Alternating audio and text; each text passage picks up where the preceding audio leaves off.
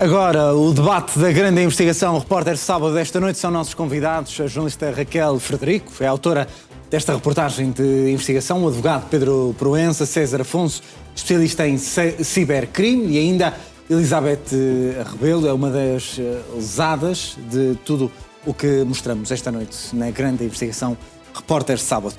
Raquel, começo por ti. Há um número expressivo já de lesados deste banco, o Eurobic, que entretanto se transformou em A-Banca. Não é a primeira vez, de resto, que fazemos uma reportagem deste género aqui no Now. Como é que este dinheiro desaparece das contas destas pessoas? Desde já, boa noite a todos os convidados no painel. Essa é uma das questões que continua por responder e à qual o banco continua sem dar resposta. Como tu disseste, o número de lesados continua a subir, tem vindo a subir, e o banco diz que não há falhas, assegura que não há falhas no sistema informático. Portanto, há aqui algo que continua por explicar. O banco continua sem dar respostas e não se digna a aparecer aqui no debate. Foi feito um convite, o banco decidiu não aparecer e lá está. O facto dele não aparecer acaba por também criar alguma desconfiança nas pessoas que têm o dinheiro no banco. Portanto, o dinheiro não dá resposta cabal às pessoas que colocam o dinheiro no banco e que acabam por o perder. Diz apenas que os casos estão em análise, portanto, essa não é uma resposta às quais as pessoas ficam tranquilizadas quando ouvem. E o banco, quando tem a oportunidade de vir a este tipo de debates, que de certa forma visam elucidar as pessoas sobre o que se passa realmente com o dinheiro delas, não aparece, não vem dar respostas e acaba ainda por criar mais desconfiança, não só aos lesados, mas também às pessoas que continuam com o dinheiro na banca. Como tu disseste há pouco, estas burlas continuam a acontecer. Esta foi uma reportagem realizada com 4 lesados. Hoje temos aqui a Elizabeth, uma das lesadas, que não fez parte da reportagem, mas que veio aqui hoje dar a cara. Mas já fez parte de Sim, outros exatamente. No entanto, há cerca de 3 dias falei com uma outra senhora de Santo Tirso, uma empresária que perdeu 3.000 euros no dia 19 de dezembro. Portanto, o que é que isto me diz a mim e a todos os espectadores, é que realmente este é um problema que ainda está por resolver. Portanto, os casos que eu apresento na reportagem acontecem em junho e agosto de 2025 e em dezembro, portanto, há menos de um mês atrás, outra senhora acaba por perder, desta vez, 3.000 euros, não sabe do dinheiro. É uma situação à qual o banco também acaba por não lhe responder, e lá está, estas são pessoas que perdem as poupanças de uma vida.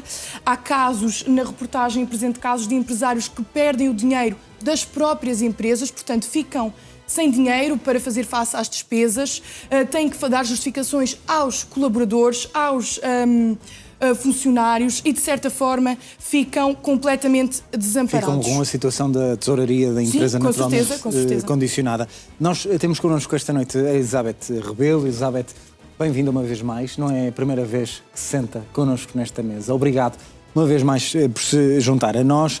E eu pergunto-lhe, não sendo a primeira vez, temos aqui um termo de comparação. Eu lembro-me, na altura do seu caso, também uma empresária, uma empresa que atravessou ali dificuldades por causa do dinheiro que perdeu.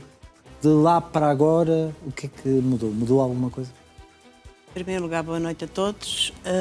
O que mudou não mudou nada. Mudou continuarmos com dificuldades. Não conseguiu reaver o dinheiro? Não, ainda não consegui reaver o dinheiro. Estamos a falar, para recordar os nossos telespectadores. 85.000 euros, uma transferência de 50.000 euros, outra 35, no dia 18 de junho. Dificuldades? Temos que manter o dia-a-dia. Somos nós 9 colaboradores. E a resposta do banco foi a mesma que tive logo no princípio, que nunca mais sequer dignaram a dizer nada.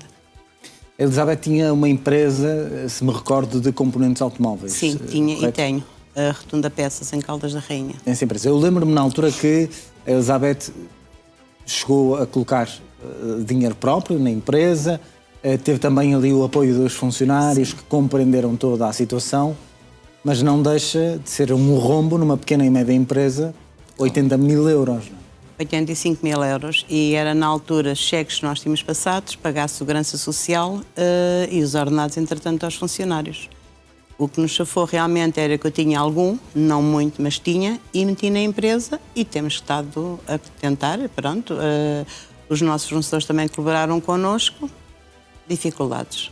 Ou seja, foi um apoio entre os colaboradores, entre os fornecedores, também por causa do trabalho e da confiança que tinha junto dos seus funcionários e junto dos fornecedores. Claro, nós temos uma empresa com 30 anos, né? E vai-se, não é vivendo, é sobrevivendo. E o que é mais grave é que continua a acontecer casos destes. Isso é que é mais grave e ninguém dá respostas, ninguém diz nada. Eu, por exemplo, na altura mandei uma carta registrada para o Banco de Portugal, eu nunca recebi uma resposta do Banco de Portugal, nunca. E do banco? Continua do banco recebi aquela resposta a dizer que não tinham responsabilidades, que se fosse necessário tinha que ir para tribunal, porque não foi 85 mil euros que nos apareceu. É o dinheiro da advogada que já paguei 5 mil euros e o dinheiro que estou para gastar. Com processos, tudo temos que pagar. E a esperança é naturalmente que consiga chegar a bom porto. É assim, eu esperança tenho, porque confio na justiça e confio na PJ. Portanto, eu a esperança tenho. Não sei se vou reaver o dinheiro, mas eu tenho confiança e confio na nossa polícia judiciária e confio na nossa justiça. Portanto, no fundo há uma luz que eu acho que ainda vou ver o meu dinheiro. Vamos ainda ter tempo ao longo desta noite, Elizabeth, para falarmos um bocadinho mais do seu caso em concreto e também o porquê de estar aqui novamente esta noite. É nosso convidado também César Afonso, especialista em cibercrime, ex-inspetor-chefe da Polícia Judiciária. Ao longo da sua vida assistiu a muitos casos destes. O que se está a passar nesta situação em específico, em que o dinheiro desaparece das contas em poucos minutos e o banco diz que não é nada com ele, aquilo que nas respostas que deram, nas respostas que dão aos clientes. Que responsabilidade tem a entidade bancária nestes casos? Muito boa noite. Antes de mais, sim, vivi muitos casos destes no âmbito da minha função. São sempre situações dramáticas, muitas vezes com grandes perdas. Nós estamos a falar aqui de 85 mil euros, existia perdas de 1, 2 milhões com transferências. Obviamente que estamos a falar à escala, não é? Exatamente. Grandes empresas e pequenas e médias empresas. Exatamente. Certamente que os 85 mil euros na conta da Elizabeth, da empresa Elizabeth, significam 1 milhão para outras empresas, naturalmente. Naturalmente que sim. Agora aqui a questão é esta. Existem algumas diretivas europeias, nomeadamente que já foram transpostas para a legislação nacional, que impõem aos bancos uma determinada responsabilização quando estamos a falar de meios de pagamento. E aqui uma transferência bancária também, por analogia, acaba por ser um meio de pagamento. Atualmente paga-se muito através de transferências e faz-se o circuito financeiro através das transferências. Portanto, há aqui claramente uma falha na questão da fiscalização. Assim, nós colocamos lá o nosso dinheiro no banco, há algumas formas de o levantar, de o haver, mas para utilizarmos esses mecanismos que o banco nos impôs, de certa forma, o cartão, quer o cartão bancário, quer o uso de operações por transferência por internet, e os bancos impuseram-nos praticamente essa forma de estar. Ou seja, têm que dar condições aos clientes seguras para utilizar isso. Porque nós sabemos que os bancos fecham cada vez mais balcões porque querem transferir. Isso para eles significam lucros de milhões. Obviamente, porque não têm despesas a esse são nível. São menos recursos humanos, não é? Mas têm que dar condições às pessoas para e uma das questões que eles têm o dever, que é o dever geral de diligência enquanto profissionais qualificados, porque todos eles são profissionais qualificados que têm um dever de fiscalização e de supervisão de todas estas transferências. Portanto, e quando me dizem aqui que o banco não tem responsabilidade, porque não foi o banco que fez a transferência diretamente, mas tem o dever de fiscalizar essas transferências. E esse dever vem-lhe não só da lei do branqueamento, que é a lei 83 de 2017, também há algumas diretivas europeias, o regime geral dos serviços de pagamento, através de uma diretiva já transposta para o nosso ordenamento jurídico, a DSP2 também, e este tal dever que lhe é imposto de diligência. Ora, quando o banco não fiscaliza estas transferências, eu ouvi aqui falar de várias transferências simultâneas e várias transferências sucessivas de valores similares ou quando o banco não fiscalizou a existência de uma anomalia naquele cliente, um comportamento diferente daquele que normalmente tem, o banco tem que atuar imediatamente. Atuar no sentido de ou liga já logo para o cliente e pergunta-lhe se é ele que está a fazer as transferências e cancela imediatamente as transferências, ou se não o faz, cancela, o próprio banco assume essa responsabilidade. E depois fala com o cliente se não o conseguiu fazer numa primeira tentativa. Portanto, houve aqui uma falta desse dever e um incumprimento desse dever. Portanto, quando me dizem que o banco não tem responsabilidade, tem. Portanto, tem que ter responsabilidade. E quando quer impor essa responsabilidade ao cliente, tem que demonstrar que o cliente cometeu esse levantamento. Aqui o ónus é o contrário. O banco é que tem que demonstrar que não foi o cliente. Melhor, que foi o cliente. Se quer responsabilizar o cliente por aquele valor, tem que demonstrar que foi o cliente que fez aquela transferência. Mas normalmente, e Raquel, e peço a tua ajuda também aqui, normalmente essa comunicação com o banco não é muito fácil. Não é fácil. Aquilo que vais ouvindo das pessoas. Não é fácil, não conseguem contactar o banco, ou mesmo quando contactam o banco, lá está, recebem a tal resposta do o caso está a analisar, está a ser analisado. César falou agora de que o ideal era ser o banco a alertar, pois com todas as pessoas com quem eu falei, e até foram dezenas de lesados, foram as pessoas que ligaram ao banco. Eu tive pessoas a dizerem-me, Raquel, desapareceram-me 100 mil euros da conta e eu tive que ir ao banco e quando lá cheguei disseram mas o que é que se passou, não é? Olha, mais um que vem, que perdeu 100 mil euros e que aparece agora aqui a dizer que, não é, que desapareceu o dinheiro. Portanto, a realidade é que são as pessoas que informam o banco que o dinheiro desapareceu e nessa altura o banco não tem conhecimento. E o banco não sabe nada. Não sabe que desapareceram milhares de euros da conta, neste caso dos lesados, não é? E não é um nem dois, são vários. Doutor Pedro Proença, de que forma, estamos a ver agora aqui o caso de Elizabeth, que está na justiça, naturalmente a tentar resolver a sua situação, de que forma é que estes clientes se conseguem defender perante estes casos? Boa noite a todos. Bem, deixa-me dizer-te, antes de mais, que a jurisprudência vigente, até o mais alto nível Supremo Tribunal de Justiça, e um pouco na linha do que o César estava a dizer, considera precisamente que o banco só não tem que reembolsar quando prova que há uma negligência grosseira da parte do cliente.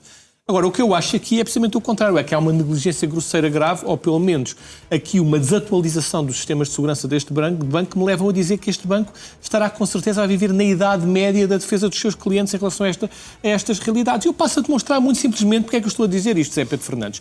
Bem, temos aqui um caso que foi retratado nesta reportagem exemplar da Raquel Frederico, de um senhor que se chama Júlio Berger, e eu estive a analisar esta situação e vou perguntar a alguém do banco que me está a ouvir se acha normal que num espaço de minutos este senhor tenha feito transferências iguais para estes senhores.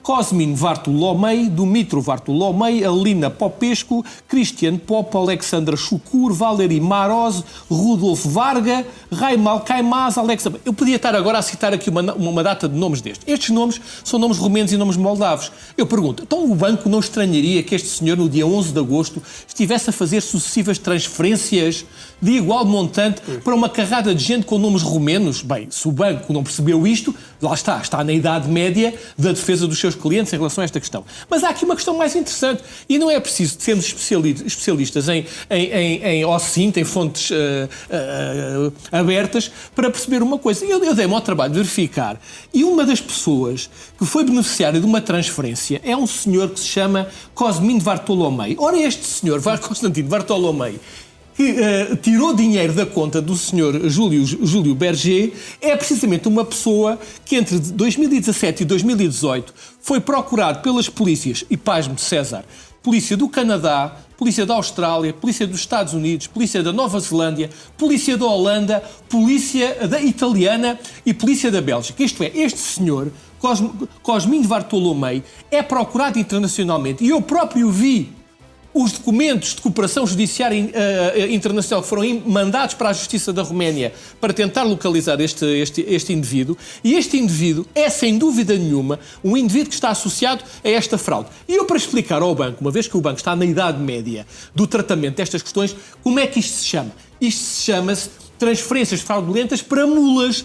Estas pessoas todas que estão aqui, por aqui fora, são quem? Exatamente. São mulas deste indivíduo. Exatamente. São pessoas que oferecem as suas contas, oferecem o seu IBAN para receber parte destas transferências fraudulentas contra o pagamento de uma comissão. Para quê? Para evitar alertas automáticos.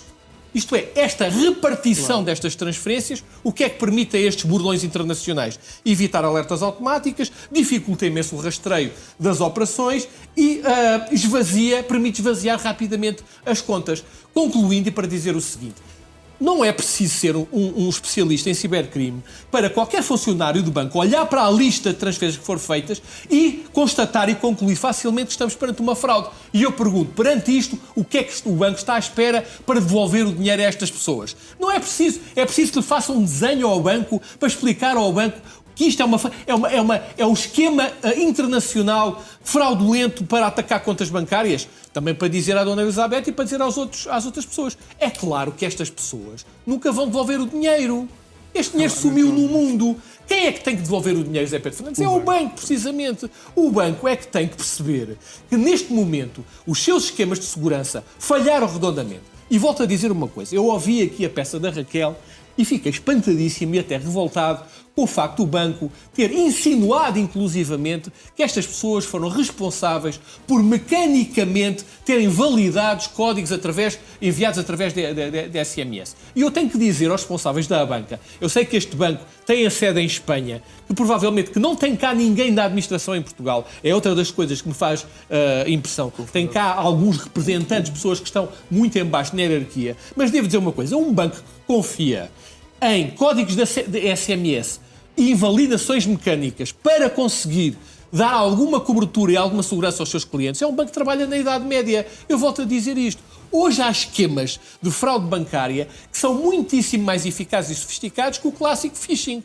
Falou-se aqui no phishing. O phishing é um esquema que está já démodé. Continuamos a assistir e a ver na internet o recurso ao phishing. Mas para quem está 2 passos à frente do phishing, há outros esquemas que são muito mais eficazes e muito mais tenebrosos no acesso às contas bancárias. Estava-me a lembrar agora e estava aqui a verificar os casos de 2017 e 2018 que envolvem este cidadão da Roménia. Aliás, eu dei-me ao trabalho de ir ver, Zé Pedro Fernandes, não fique chocada com isto que eu vou dizer, Dona Elizabeth. Eu fui ver o Instagram deste cidadão romeno, Cosmin Vartolomei, que é procurado por diversas polícias, e no Instagram é um show de luxo.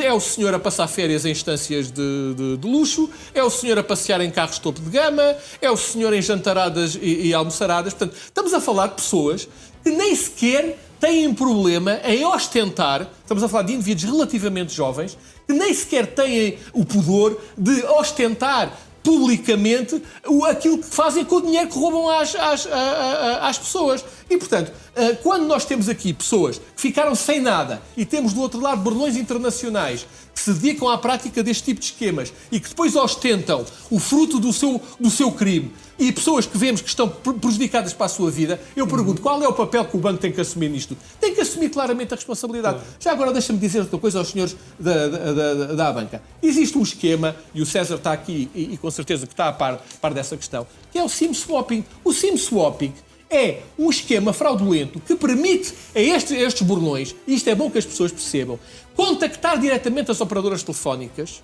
fazer-se passar pelo próprio titular da conta e começar a receber os SMS no seu próprio telefone com o seu número, Dona Elizabeth. Isto já existe. Porquê é que aquilo que o César estava aqui a dizer é muito importante? Os bancos têm então a obrigação. Está previsto na legislação, o César falou aqui em instrumentos como o PSD2, a questão da Diretiva 2015, que foi transposta para o regime jurídico dos serviços de pagamento em Portugal. Os bancos têm que fazer uma coisa. Senhores bancários, isto é muito importante que os senhores ouçam isto. Tivemos aqui há um mês e meio uma questão semelhante com o novo banco, muito parecida com esta. Já aqui falámos na banca noutra reportagem. Têm que fazer a monitorização contínua das transações.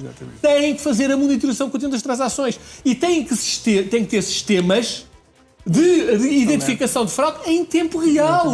De alerta real. Alerta é em tempo real. E, portanto, estas pessoas são vítimas de quê? São vítimas de um banco que, com certeza, não investiu minimamente na melhoria da defesa da sua segurança. E este banco está à espera para devolver o dinheiro a estas pessoas. São 500 mil euros, José Pedro Fernandes. Daqui a 3 ou 4 meses são 700 ou 800 mil. 500 mil euros para um banco, o que é aqui para nós? O que é que são 500 mil euros para o banco? Está à espera de quê? De ver o sofrimento das pessoas? Eu acho isto inacreditável, José Pedro Fernandes. Muito. O Dr. Pedro Proença falava há pouco que o banco, a não conseguir provar que foi o cliente a fazer algo de errado, não é só dizer, é preciso provar, Sim. deve ser o banco a devolver esse dinheiro às pessoas. É essa a esperança que tem, Elizabeth, que o banco devolva esse dinheiro, esses 85 mil euros? Sim, eu tenho esperança que o banco me vá devolver o dinheiro, mas só em tribunal. De outra maneira, eu acho que eles não vão devolver. Deviam devolver. Mas se isto aconteceu no dia 18 de junho, no dia 19 foi feriado e no dia 20 o banco me liga a dizer que tem cheques a cair e não tem cá dinheiro, portanto eu não acredito que eles vão sem ser mesmo por ordem de tribunal. Mas como continuo a dizer, acredito na justiça portuguesa, eu acho que eles têm que me devolver o dinheiro. Elizabeth, o seu caso aconteceu quando? Dia 18 de junho de 2025. 18 de junho de 2025. Passaram mais ou menos... Entretanto faz 7 meses, dia 18 deste 7 mês. meses. E apesar de já ter uma profissional, um advogado, uma advogada consigo, tem deixado isso neste momento, depois destes meses, mais para os advogados? Ou a Elizabeth ainda tentou uma vez mais falar com o banco? Sim, eu tenho a advogada a tratar disso, mas eu tento enviar e-mails para o banco, pedir para nos receber, já enviei e-mail para a Espanha mesmo para ser recebida lá. Pronto, e tentamos fazer manifestações, nós estamos todos unidos, as pessoas que fizeram a entrevista, que deram esta entrevista, vamos fazer manifestações, brevemente iremos fazer uma aqui no Banco de Portugal. Nós estamos de resto a ver as imagens da reportagem que a Elizabeth participou, em que está na sua empresa a trabalhar, uma pequena e média empresa, naturalmente, estes produtos que estamos a ver, que são o stock, nós sabemos como é que funciona uma pequena e média empresa. Por vezes a tesouraria não é muita, não é? O valor em caixa não é muito e é dinheiro que entra para comprar outro material a seguir para vender, não é? Já não temos o stock que tínhamos, nem conseguimos de maneira nenhuma, portanto, agora mandamos vir menos quantidade para conseguir fazer face à vida. E não se consegue ter o stock que tinha. E temos apesar de tudo é uma luta para continuar com uma empresa com 30 anos. Sim, porque nós neste momento não estamos a viver, é sobreviver. Isso, de certa forma, deixa revoltada com o sistema, com o banco? Muito revoltado, muito. Porque confiou neste banco? Sim, sempre confiei neste banco. Durante 30 anos que trabalhámos com este banco, sempre confiei. Neste momento, não confio. Sr. Afonso, já aqui falamos dos mecanismos, dos alertas que os bancos devem ter. O Dr. Pedro Proença, antes de irmos para o intervalo, falava de uma série de transferências seguidas que tinham sido feitas de uma conta para muitos nomes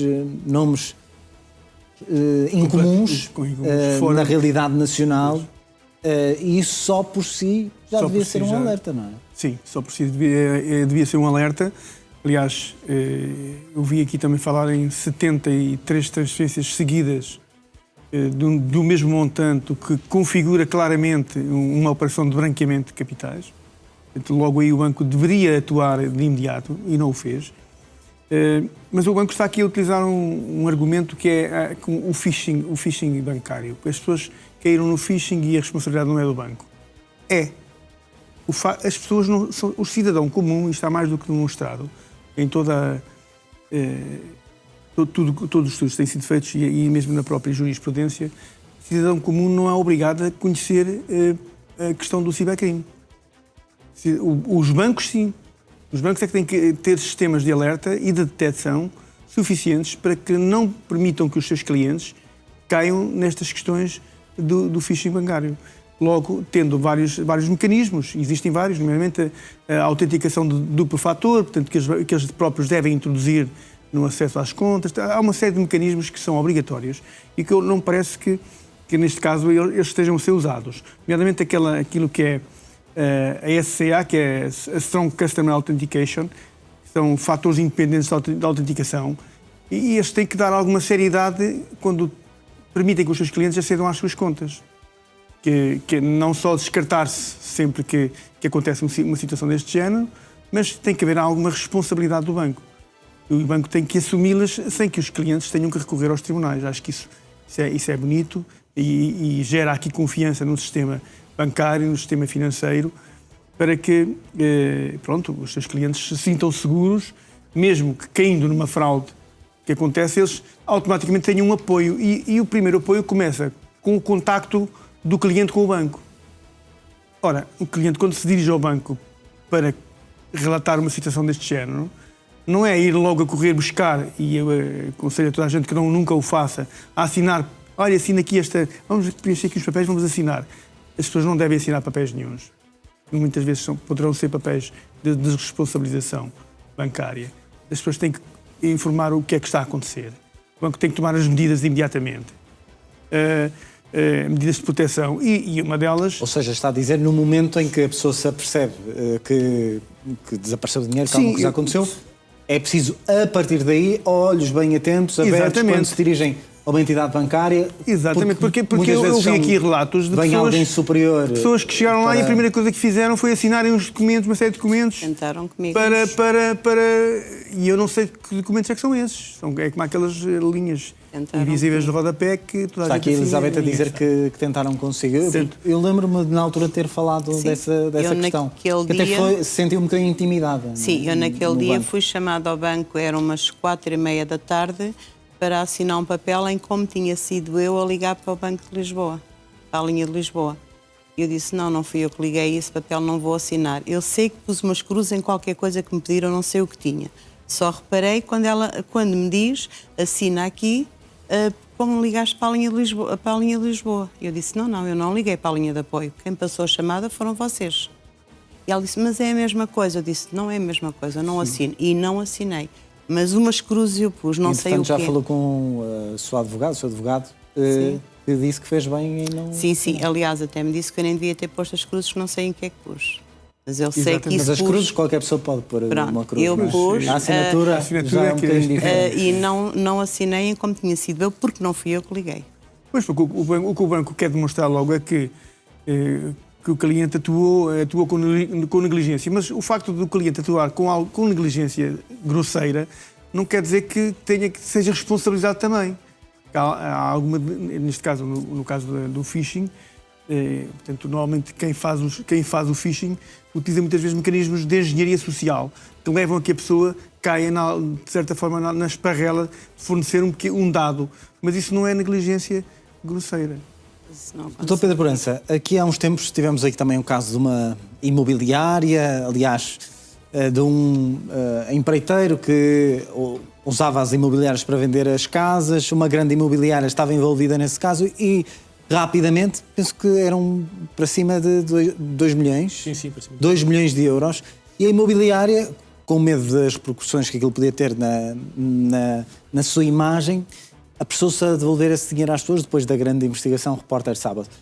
Nós, neste caso, já vamos na segunda reportagem e as coisas não avançam. Um banco internacional, não é? Que não é um banco português, não tem medo destes... Até porque estamos a falar de protestos que estão a acontecer, não é? Sim, eu na última reportagem cheguei aqui a dizer que estes bancos nem bons são para eles próprios. Tu repara bem, falaste nesses casos, mas já tivemos... Que casos? Já tivemos o caso da Ericeira, que envolveu o Millennium BCP. Tivemos o caso do Novo Banco que retratámos aqui, tivemos mais 2 casos, este trazido pela Raquel e o anterior, envolvendo a banca. E eu pergunto, um banco que tem este comportamento perante os clientes, isto é, que diz aos clientes não só que a culpa é vossa, vocês é que foram culpados porque facilitaram isto, e vai dizer mais, coloca papéis à frente de pessoas para assinar. Esta prática não me é estranha. Isto envolve má-fé absoluta. Má-fé absoluta. As pessoas estão profundamente perturbadas, é preciso dizer isto. Faz lembrar outros bancos que caíram. Faz lembrar outros bancos que... Zé Pedro, isso é que foi agora muito interessante dizer isso, exatamente. Aliás, o Novo Banco tem origem nessa história. E, portanto, aquilo que eu pergunto é assim, o que é que estes bancos esperam dos clientes? Que as pessoas vão abrir novas contas nestes bancos. Que imagem de confiança. Portanto, até são maus para eles próprios. Agora, deixa-me dizer-te uma coisa. Continuo a achar que o Banco de Portugal, como supervisor, tem um papel muito pífio, desculpa a expressão, nesta matéria. Acho que há aqui questões, 4 pontos que são focados pela jurisprudência e até a jurisprudência que eu já li, que inclusivamente manifesta espanto Como é que estas questões não são alvo de tratamento administrativo por parte do próprio Banco de Portugal, que devia ter poderes para, preenchidos determinados critérios, e impor aos bancos, sob pena de pesadas coimas, a devolução de dinheiros aos clientes? E 4 critérios que estão aqui em causa, que são óbvios no caso da Dona Elizabeth e do caso das pessoas retratadas nesta reportagem. Houve pergunta, que se fazem 4 perguntas. Houve falha de prevenção? Houve. Permitiu-se uma operação anómala? Queres uma operação mais anómala do que 71 transferências no mesmo dia para cidadãos romenos no mesmo montante? Isto é desculpa. Só se for preciso fazer um desenho ou pôr um gelado espetado na testa. Eu não percebo. Não houve bloqueio de transferências atípicas e suspeitas? Também não houve. Ignoraram alertas básicos? Ignoraram alertas básicos. Preenchidos estes 4 pontos, qual é a dúvida para impor a estes bancos, sem necessidade de recorrer ao sistema judicial, a devolução deste dinheiro? Estas pessoas, repara, são duplamente penalizadas. Esta senhora já gastou 5 mil euros com a advogada, vai pagar taxas de justiça, o banco vai recorrer até ao Supremo, vai andar aqui 7 ou 8 anos à volta desta questão. E durante 7 ou 8 anos, eu já me indignei aqui na última vez por causa disso, o dinheiro que esta senhora deixou de ter no banco, sabes o que é que vai acontecer? O banco também não paga juros. Para o banco, repara bem, o banco não paga juros sobre este montante. Portanto, houve alguém, alguns nesta Europa ou alguns no mundo, que de um momento para o outro enriqueceu. Estas pessoas perderam o investimento que, com os juros que os bancos pagam, os juros miseráveis que os bancos pagam, se calhar nem daqui a 40 anos teriam um montante igual àquele que investiram. E os bancos ainda esfregam as mãos porque não pagam juros. O dinheiro, a culpa é dos clientes, e vão negociar, com certeza, um acordo com estas pessoas que lhes é favorável.